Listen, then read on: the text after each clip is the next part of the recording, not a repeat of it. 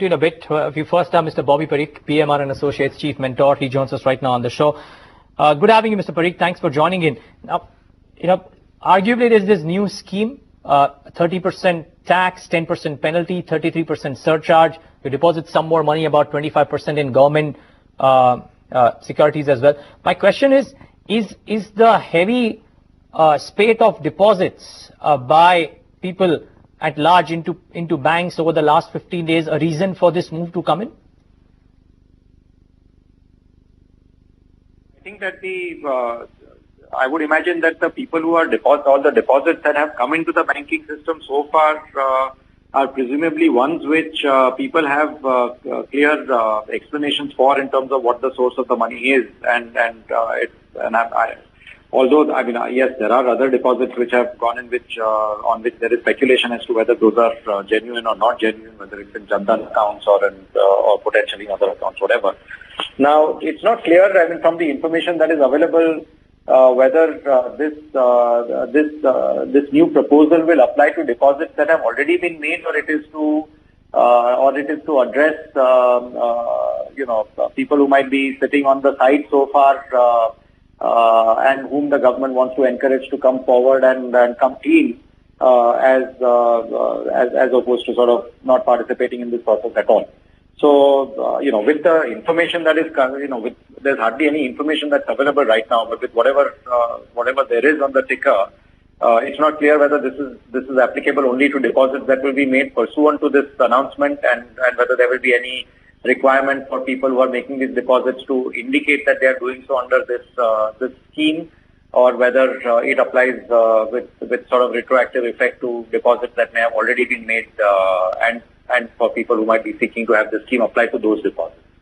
But just as you mentioned in your opening comment, Mr. Parikh, since this is undisclosed income, and I would reckon that people who deposited money till now were probably comfortable with those disclosures, would it be for the remainder necessarily? And what do you reckon from your experience? Would such a move entail a reasonably large number of people to come out and disclose that income? And plus the fact that the government has now given a bit of a warning via this demonetization move, so people would anyways be looking for a venue to come out and disclose, and this probably gives them that venue.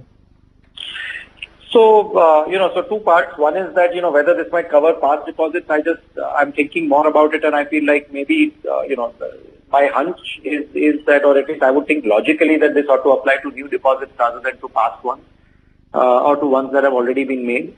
As to, what the uptake will be for this scheme, and, what is the size of participation that the government will secure, from this announcement. That is very difficult to call in terms of, how, what it might draw into the system. I mean, so, again, there is very little information that's available. Question is whether,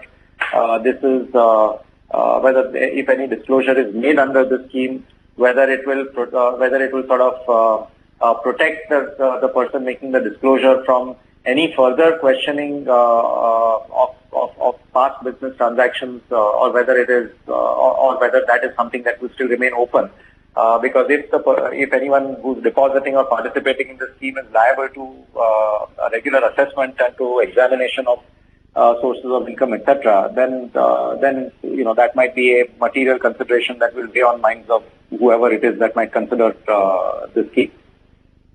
We request you to stay on with us, Mr. Parikh. We also have Daksha Bakshi, who is Executive Director at Khaitan and Company. And, I just wanted to get in your initial reactions on the news that we have with us at hand. 30% tax, 10% penalty, and 33% surcharge on the new disclosure plans. Clearly, it seems to be that the underlying message is that the tax does need to be paid on income that has escaped the tax net in the past. I just wanted to get in your initial thoughts. I suppose you are all expecting that, because the current law, the way it would seem as if a person who is depositing in the bank and is also saying that, okay, I can't do so under the considerations, I will include it in unexplained income and pay 30%. And once that is done, then there is to the tax officer. I think we've got Daksha Bakshi on a slightly patchy line. We'll have to repatch that. But Bobby Parikh, before we thank you, and I take on board your point that it's very difficult to kind of judge as to what is the quantum of declaration that could come in via a scheme like this. My only thing was that when VDIs happened in 1997, it was almost na bhuto na bhavishyati. Nobody had a sense there. Right now, the government has given an adequate warning to people who have not been disclosing via that demonetization move.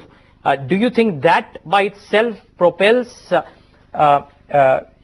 people to come in? I mean, because you've been at this field for a really long time, maybe you have that sense. I'm getting a bit of a personal behavior question out right now.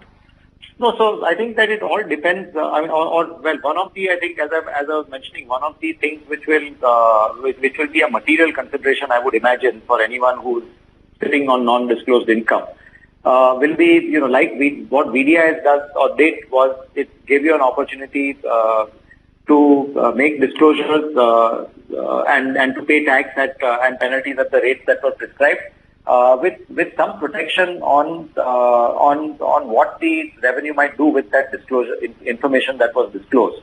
So the concern for if a similar protection is available with respect to disclosures that are made under this new announcement that the government has made, then there may be people who may want to take it up.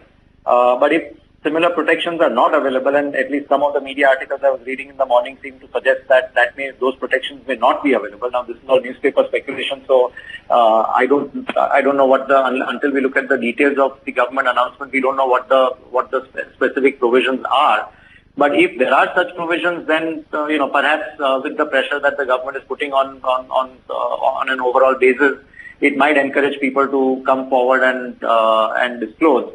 But absent those, I don't know how people will react. Fair call. Bobby Parikh, thank you so much for taking your valuable time out and giving us that thought.